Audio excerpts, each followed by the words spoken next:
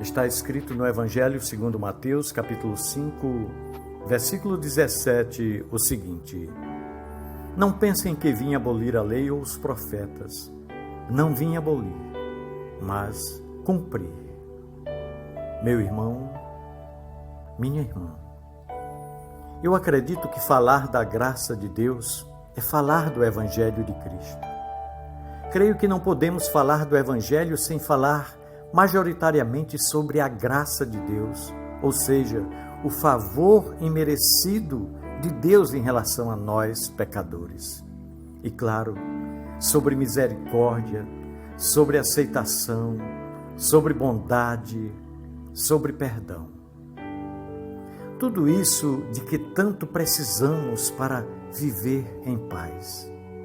Afinal de contas, tudo isso brota da raiz do amor de Deus, do coração de Deus, razão de ser do Evangelho.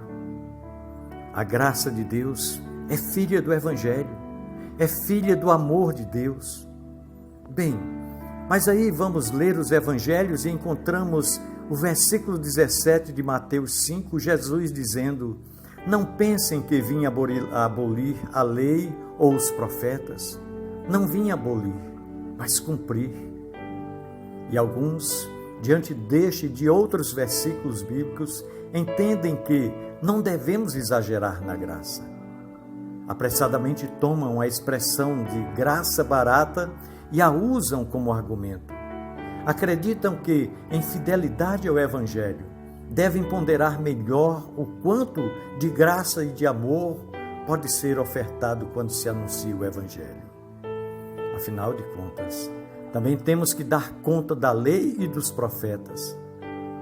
De minha parte, diante das palavras de Jesus, fica ainda mais claro e patente o quanto a imensurabilidade do amor e a inesgotabilidade da graça de Deus são centrais no Evangelho. O ensino de nosso Senhor Jesus Cristo divergia do ensino dos líderes religiosos e mestres da lei daquela época.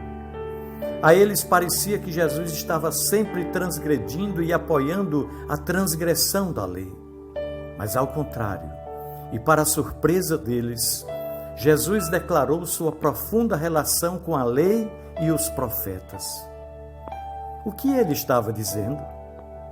Ele estava apontando para o fato de que havia vindo para revelar o verdadeiro modo como a lei e os profetas deveriam ser compreendidos para que fossem cumpridos de forma correta. Em outras palavras, Jesus está dizendo: Eu não vim contradizer a lei e os profetas, mas vim para mostrar e demonstrar a vocês o que verdadeiramente eles são, o que verdadeiramente eles significam, qual o seu verdadeiro sentido e o que pedem de vocês. E vim também para mostrar como é aquele que vive e cumpre a ambos.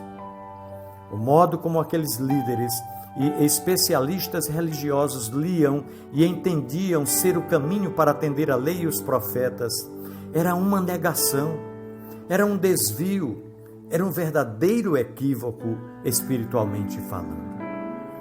Jesus mostrou isso e falou sobre isso em vários momentos de seu ministério aqui na terra. E o que Jesus ensinou revelou muito claramente o quanto precisamos do amor e da graça de Deus. São nossa única chance.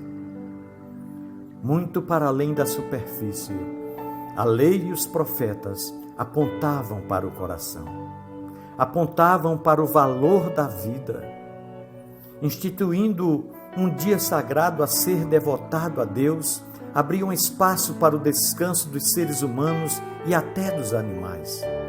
Mas o sábado tornou-se mais sagrado que o homem.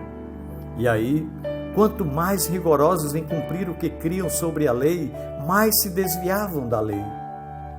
Ritos foram instituídos para comunicar valores, mas tornaram-se um fim em si mesmos. E aí, quem não lavasse as mãos seria condenado.